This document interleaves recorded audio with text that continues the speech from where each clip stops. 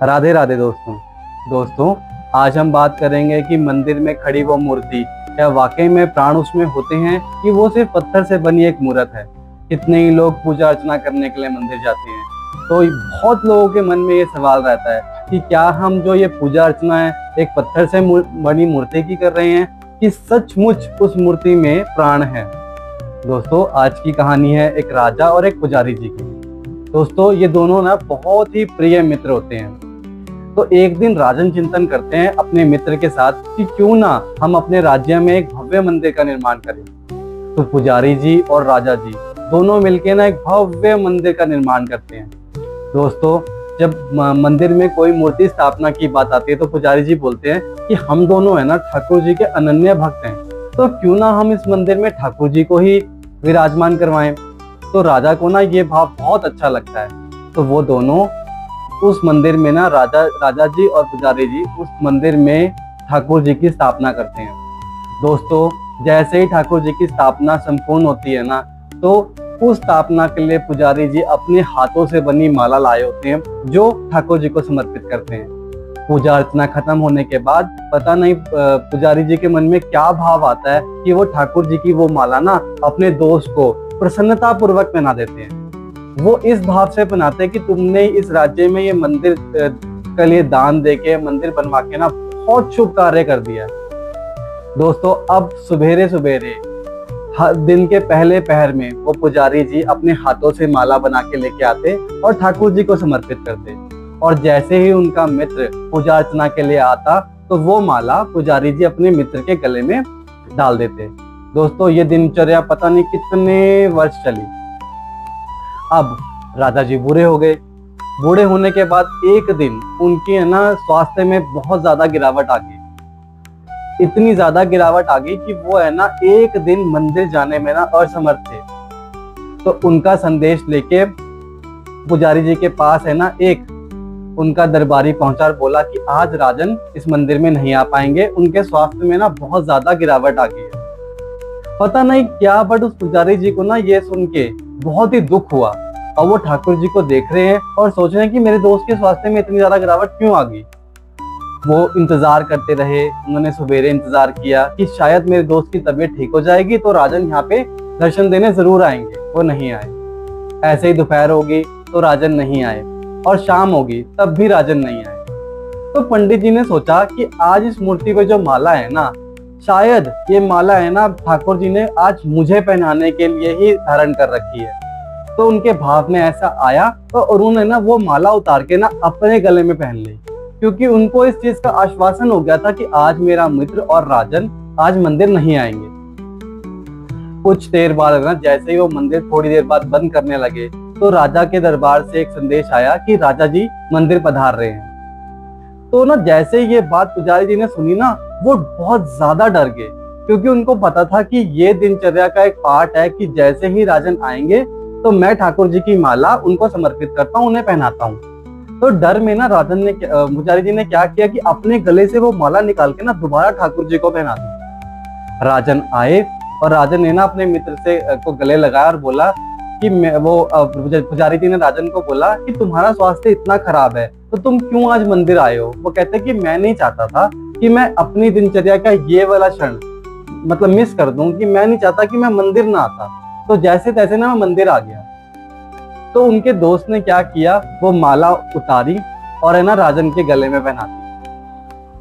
राजन अपने दोस्त को ना गले लगा के चले गए। जैसे ही राजन अपने घर गए ना, उन्होंने देखा कि उस माला में ना थोड़े बहुत वृद्ध व्यक्ति के बाल थे।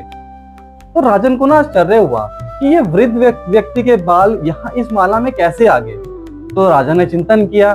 तो राजा ने ना ये चिंतन किया कि आज है ना ये माला पुजारी जी ने पहनी है, ये माला ठाकुर जी से उतर के मेरे गले में नहीं पड़ी है। ये राजन ने ये चिंतन किया कि पहले ये पुजारी जी ने पहनी है और फिर मेरे गले में आई है। तो राजा ना ये चिंतन करके बहुत क्रोधित हो गया। कुछ दिन बाद है ना राजन की तबीयत थोड़ी सुधर गई। तो राजन है ना अपने दोस्त के पास गए और बोले कि एक बात बताओ मित्र, कि जिस दिन मैं उस वक्त आया था, क्या ये माला तुमने ठाकुर जी के गले से मेरे गले में डाली थी। तो पुजारी जी ने बोला, बिल्कुल मित्र, मैंने ठाकुर जी के गले से उतार के बिल्कुल तुम्हारे गले में ये माला डाली थी।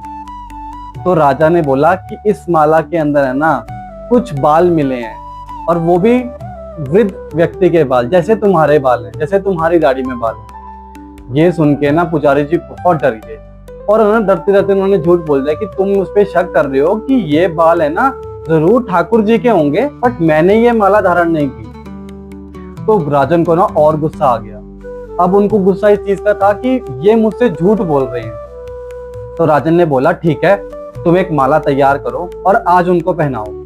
और मंदिर बंद होने से पहले है ना दरबारी को बोला जब पुजारी जी चले जाएंगे ना तो तुम इसका पहरा दोगे कि मंदिर में कोई अंदर ना जा सके, और सवेरे जब मैं आऊंगा ना तो वो माला पहनूंगा।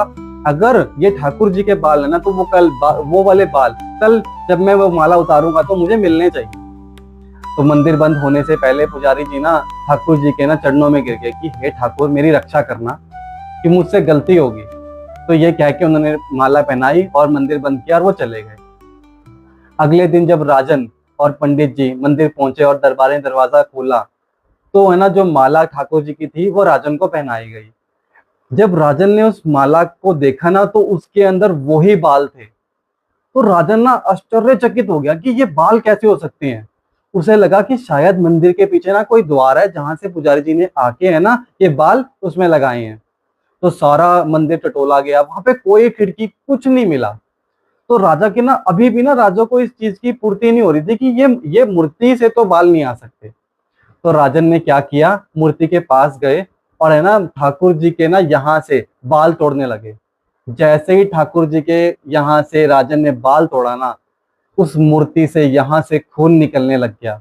ये देख के पुजारी जी भी हैरान और राजा भी, और राजा ना नतमस्तक हो गए कि हे ठाकुर मैंने आपके साथ ये क्या कर दिया। मंदिर के अंदर सिर्फ ठाकुर जी थे, पुजारी थे और राजन। तो राजन ना फूट फूट के रोने लगे।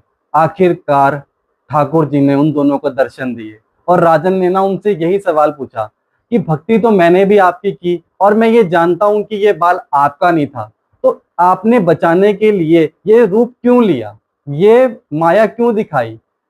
तो ठाकुर जी ने ना उन्हें एक ही शब्द में उत्तर दिया कि भक्ति। वो कहते भक्ति तो मैंने भी आपकी की है, तो फिर मुझे उस चीज का फल क्यों नहीं मिला। तो ठाकुर जी ने बोला देखो मैं तुम्हारे सिर्फ दिखावे की भक्ति को भक्ति नहीं मानता। प्रत्येक दिन जब तुम माला लेने आते थे तो तुम इसको अपनी प्रतिष्ठा समझते थे। जिस दिन तुम बीमार हुए तुम माला लेने आए तब भी तुम्हारे मन में यही था कि मैं माला पहन लूंगा और स्वस्थ हो जाऊंगा, और मैंने तुम्हें स्वस्थ किया भी। मगर जो पंडित जी हैं इतने सालों से अपने दोस्त को ये माला इसलिए पहना रहे थे कि हे ठाकुर मुझे पता है तुम हो और मेरे दोस्त की हमेशा रक्षा करना। इन्होंने निस्वार्थ भक्ति की, इसीलिए मुझे इनका साथ देना पड़ा। तो दोस्तों जब तुम किसी मूर्ति की पूजा करते हो ना तो ये मान के करना कि उसमें भगवान स्वयं स्वयं उसमें भगवान विराजमान है। राधे राधे दोस्तों।